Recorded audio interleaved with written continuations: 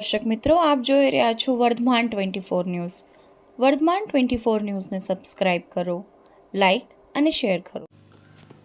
ભાવનગર રાજપરા ગામે ડમ્પર અને બાઇક વચ્ચે અકસ્માત, 2 વ્યક્તિઓના ઘટના સ્થળે મોત. ભાવનગર જિલ્લાના સિંહોર તાલુકાના રાજપરા ગામે ખોડિયાર મંદિર ચોકડી પાસે એક ડમ્પર ચાલકે બાઇક સવારમાં 2 વ્યક્તિઓને અડફેટે લીધા હતા. ગંભીર રીતે ઘવાયેલા બંને આદેડના ઘટના સ્થળે કમકમાટી ભર્યા મોત થયા હતા. સમગ્ર બનાવ અંગે જાણવા મળતી વિગતો અનુસાર સિંહોર પંથકમાં મુખ્ય તેમજ અંતિયાર માર્ગ પર હેવી લોડેડ ડમ્પર સહિતના વાહનો ચાલકો ત્રાસકીય બન્યો છે.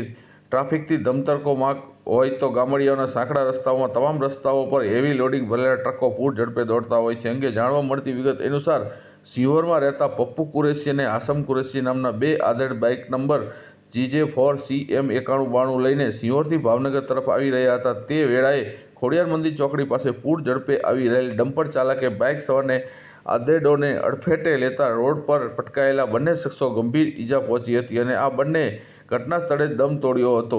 આ અકસ્માત સર્જીને ડમ્પર ચાલક વાહન સાથે ફરાર થઈ ગયો હતો. જ્યારે સિંહોર પોલીસને ઘટનાની જાણ થતાં કાફલો ઘટના સ્થળે દોડી આવ્યો હતો અને મૃત્યુદેહ સ્થળ પર જ પંચનામું કરી ફરાર ડમ્પર ચાલક વિરુદ્ધ ગુનો નોંધી લાશ પીએમ માટે હોસ્પિટલ મોકલી આગળની કાર્યવાહી હાથ ધરી હતી.